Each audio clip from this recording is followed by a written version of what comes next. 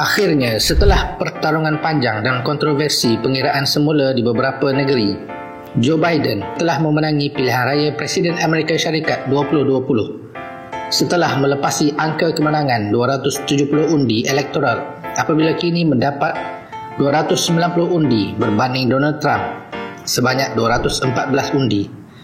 Joe Biden dari Parti Demokrat bakal dinobatkan Presiden Amerika Syarikat ke-46. Inilah kali pertama sejak 1992 Presiden Amerika Syarikat, yakni Donald Trump, tidak berjaya memenangi pilihan raya di penggal kedua. Could you imagine if I lose my whole life? What am I going to do? I'm going to say, I'm not going to feel so good. Maybe I'll have to leave the country. I don't know. Dunia Islam, terutamanya golongan Muslim Demokrat, nampaknya gembira dengan kemenangan Biden.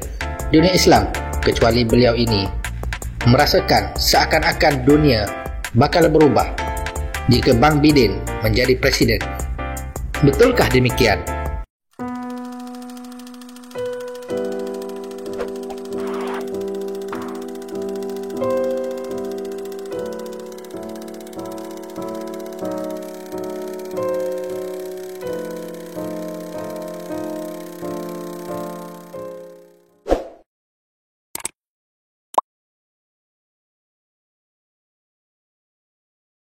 Dalam hal dasar luar antara Demokrat dan Republikan, terutama berkaitan isu Palestin, tidak jauh berbeza.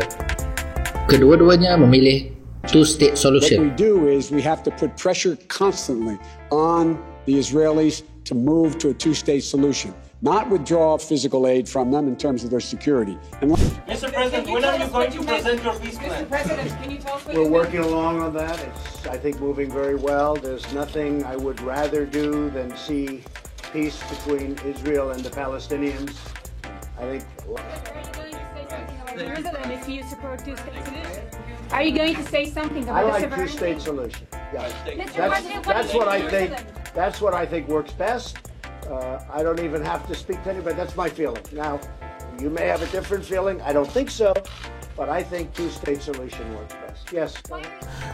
Menurut Dr. Tariq Suwaidan, tokoh penting Ikhwan Muslimin Kuwait, ramai umat Islam kurang memahami perbezaan antara dua parti ini.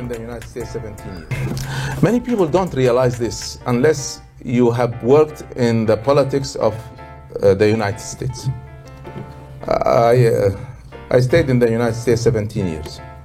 The last 2 years I worked in politics, and I had a political office in K Street in Washington, D.C., 2 blocks from the White House.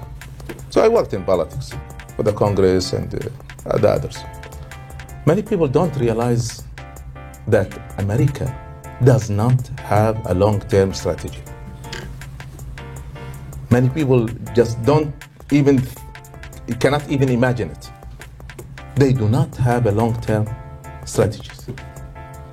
Those who have long-term strategies are the British. But the Americans, they don't have it. It's very short-term. Another thing that many people don't realize is there is a huge difference in American politics between the Republicans and the Democrats. I'm talking the outside politics, the foreign policy. It's a huge difference. It is the Republicans who attack, who start wars. It is the Democrats who pull out from wars. See, the Democrats, they are interested in the internal affairs more. The economy, education, health, gays. That's their interest. Wallahi, and this is their interest. So the outside policy, so weak. And that is why many people, they just have the wrong analysis. They think that is what is going on here in ISIS is done by America and it's planned. Wallahi, it's not. Yani, if you think that way, you don't know America and you don't know these people, ISIS. I know both.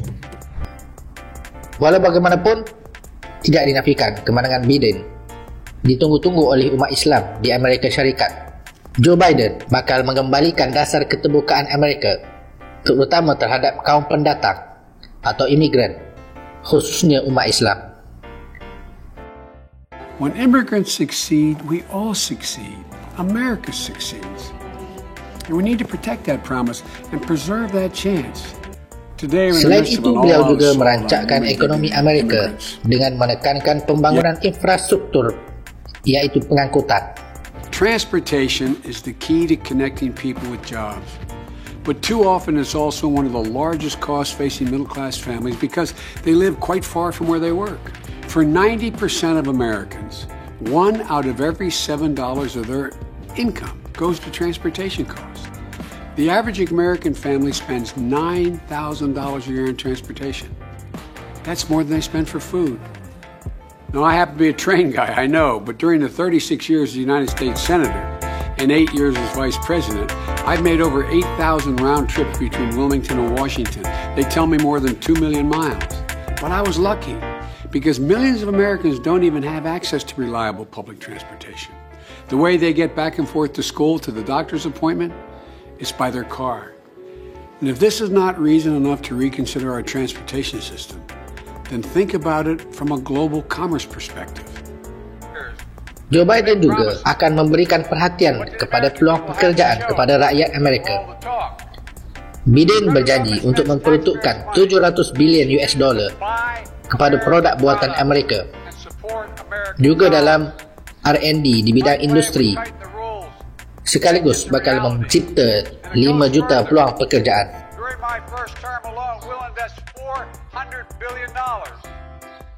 Walaupun dasar luar Amerika nampaknya tidak terlalu mempengaruhi nasib umat Islam di seluruh dunia, nampaknya dunia akan datang kemungkinan sedikit berubah dengan kemenangan Joe Biden sebagai presiden. Ini berkaitan dengan perang dagang antara Amerika Syarikat dan China. Biden dikatakan mempunyai hubungan yang baik dengan China melalui anaknya Hunter Biden yang pernah mengikuti ayahnya pada 2013 dalam lawatan diplomatik Joe Biden sebagai timbalan Presiden Amerika Syarikat ke China. China memberikan dana dalam perjanjian ekuiti swasta sebanyak $1 juta kepada syarikat milik anak Biden yang bernama Rosemont Seneca Partner, sebuah syarikat pelaburan kecil-kecilan. $1 juta sebuah dana yang sangat besar yang tidak pernah diberikan China kepada syarikat-syarikat gergasi US yang lain seperti Morgan Stanley, Goldman Sachs dan sebagainya. Kemenangan calon Demokrat Joe Biden sebagai Presiden Amerika Syarikat juga menggusarkan sebahagian pengkaji dan penyokong parti politik di dunia Islam. Ini disebabkan dasar luar dari Parti Demokrat yang lebih berminat untuk mengembalikan demokrasi di negara-negara luar, terutamanya negara Islam. Akibat daripada itu, kemungkinan besar para penguasa di dunia Islam akan terjejas disebabkan polisi Parti Demokrat yang akan menyuburkan pertandingan politik di negara umat Islam. Walaupun begitu, proses pendemokrasian yang dilakukan oleh Parti Demokrat seharusnya dipandang sebagai hal yang positif kerana seperti kata pepatah, power tends to corrupt, absolute power corrupt absolutely. Kekuasaan cenderung untuk disalahgunakan dan kekuasaan yang mutlak akan disalahgunakan secara mutlak juga. Menurut anda, adakah kemenangan Joe Biden sebagai Presiden Amerika Syarikat bakal memberikan hal yang positif kepada kita di Malaysia? Ataukah beliau hanyalah puppet yang sedang menari di atas bidak catur permainan politik para pelobi-pelobi di bawah tanah? Berikan pendapat anda.